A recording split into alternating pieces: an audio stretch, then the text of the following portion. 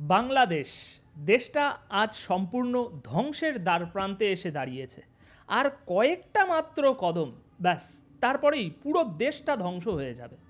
বন্ধুরা, গতকাল আমরা এই যে ঘটনাটি দেখলাম, এই ঘটনাটি আমাদেরকে একেবারে চোখে এইভাবে আঙুল দিয়ে দেখিয়ে দেয় যে কেন আজ দেশটা ধ্বংসের দ্বারপ্রান্তে এসে দাঁড়িয়েছে।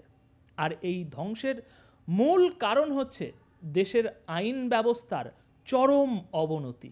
আর গতকালকের এই ঘটনাটাই বৈষম্য বিরোধী ছাত্র আন্দোলনের ছাত্ররা গতকালকে এই উত্তরা পূর্ব থানায় যে ঘটনা ঘটিয়েছে, এই ঘটনাটাই আবারও আমাদেরকে চোখে আঙুল দিয়ে দেখিয়ে দেয় যে বর্তমানে দেশের আইন শৃঙ্খলার পরিস্থিতি সেটা কতটা অবনতি হয়েছে। এই জন্যই বন্ধুরা বলছি, দেশ আজ ধ্বংসের পথে।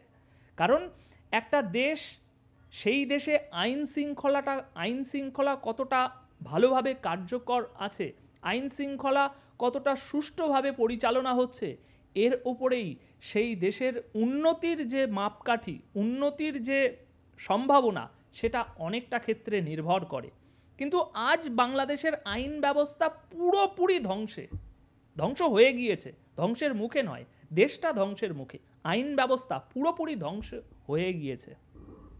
আর বাংলাদেশের পুলিশ আর সার্কাসের জোকার, এই দুটোর মধ্যে বিশেষ কিছু ডিফারেন্স নেই। উপরন্ত বলতে গেলে চলে, সার্কাসের জোকারের থেকে বেশি বাংলাদেশের পুলিশ আজ হাস্যকর হয়ে উঠেছে।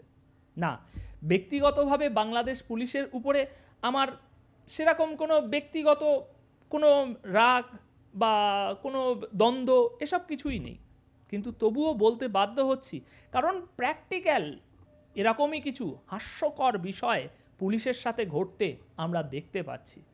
বন্ধুরা, গতকাল এই যে ঘটনাটা ঘটেছে, এটা দেখে একজন ভারতীয় হয়ে তো আমি চমকে গিয়েছি। এখন পুলিশ যদি কোনো ভুল করে, একজন পুলিশ যদি অন্যায় কোনো কিছু করে, অন্যায়ভাবে যদি কাউকে গ্রেপ্তার করে আনে, তাহলে আমরা জনগণ কি করতে পারি সেই পুলিশের উপরে? আমরা আমাদের যে দেশের আইন ব্যবস্থা রয়েছে, সেই আইন ব্যবস্থার দ্বারায় আমাদের যত ক্ষোভ রাগ আছে সেই পুলিশটার উপরে, অন্যায়ভাবে আমাদের একজনকে গ্রেপ্তার করেছে বা যেটাই করেছে না কেন, সেটার বিরুদ্ধে সেই পুলিশটার উপরে অ্যাকশান নেব। আমরা সমস্ত মানুষ একত্রিত হয়ে থানায় যাব এবং একটা কোনো মিটিং করব যে কেন এরকম করা হলো। তারপর সেই পুলিশের বিরুদ্ধে আমরা আদালতে গিয়ে মামলা করব, তাকে কান ধরে হিড়ির করে আদালতে টেনে নিয়ে আসব, আদালতে এসে ব্যাটেল করব আমরা, তাই না? এবং ওই পুলিশকে যোগ্য শাস্তি দেব। কিন্তু আজ সেই একই জিনিসটা বাংলাদেশে এমনভাবে ঘটছে যেটা ভাবনারও অতীত। এমনটা ভাবাই যায় না যে এটাও হতে পারে। আরে ভাই, আমাদের দেশে যদি পুলিশদের সাথে এরকম কেউ কিছু করে, তাহলে কেন ওই মানুষটাকে বা ওই ছেলেটাকে ধরে নিয়ে আসা হয়েছে সেটা তো পরে। থানায় হামলা করা এর জন্যই তার থেকে বড় মামলা হয়ে যাবে এবং হামলাকারীদেরকে কড়া সাজা দেওয়া হবে। কিন্তু আজ একদম ভিন্ন কিছু হচ্ছে বাংলাদেশের মাটিতে, সম্পূর্ণ আলাদা কিছু, যা ভাষায় বলে প্রকাশ করার মতো নয়। বন্ধুরা, 3 শিক্ষার্থীকে, এই যে কালকের ঘটনাটা আমরা দেখলাম, 3 জন বৈষম্য বিরোধী আন্দোলনের শিক্ষার্থী, তাদেরকে আটক করা হয়েছিল গতকাল মঙ্গলবার বিকেলে। প্রথমে উত্তরা পূর্ব থানায় হামলা করে বৈষম্য বিরোধী শিক্ষার্থীরা, পরে সন্ধ্যায় উত্তরা থানায় হামলা করে।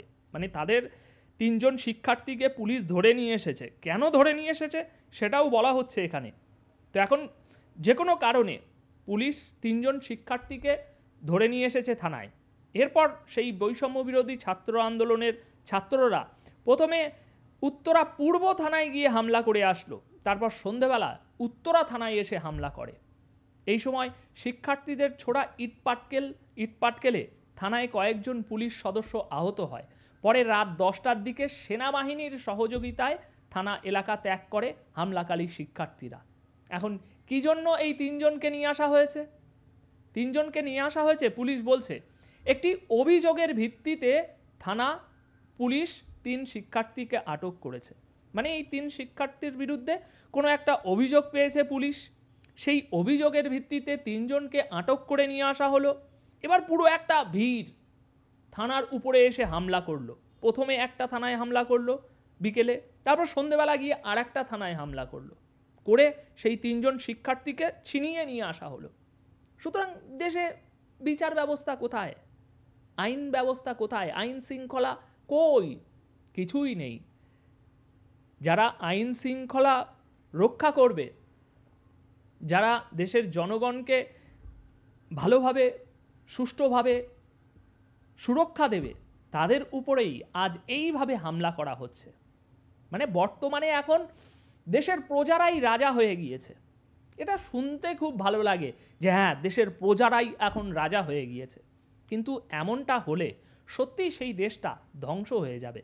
কারণ রাজা যে, তার কাজ রাজাকেই, একজনকেই করতে দিতে হয়, রাজার কাজ রাজাই করে।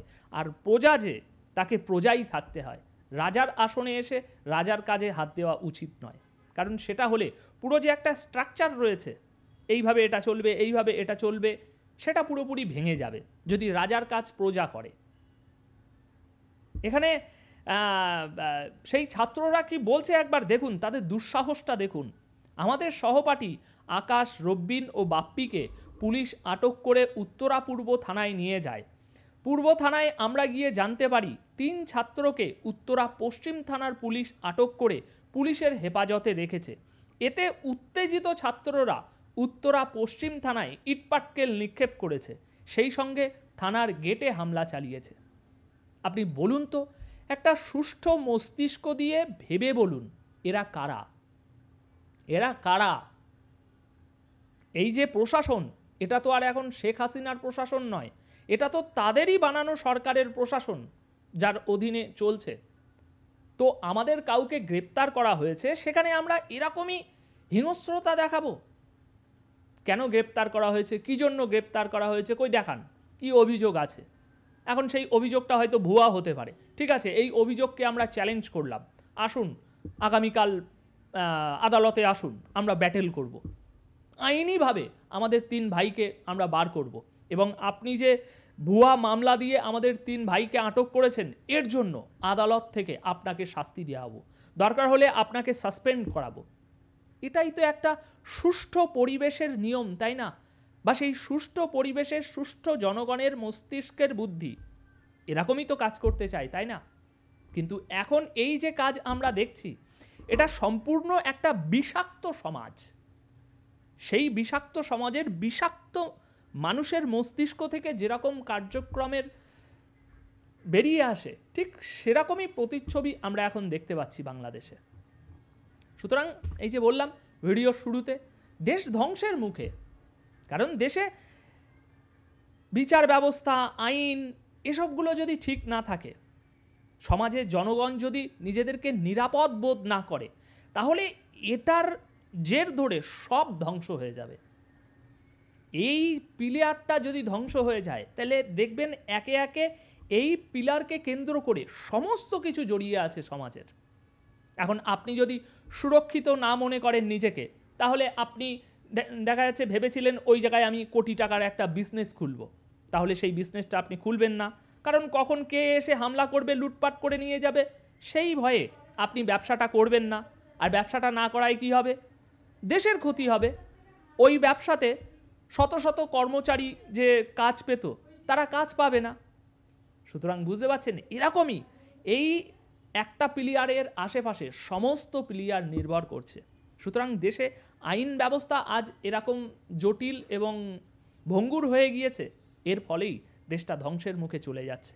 এখন এই বিষয়ে আপনাদের মতামত কি, যে এই 3 জনকে কোনো একটা অভিযোগের ভিত্তিতে পুলিশ আটক করলো, আর সেই জের ধরে থানায় হামলা করা হলো, পুলিশদের আহত করে দেয়া হলো, এ বিষয়ে আপনাদের মতামত কি?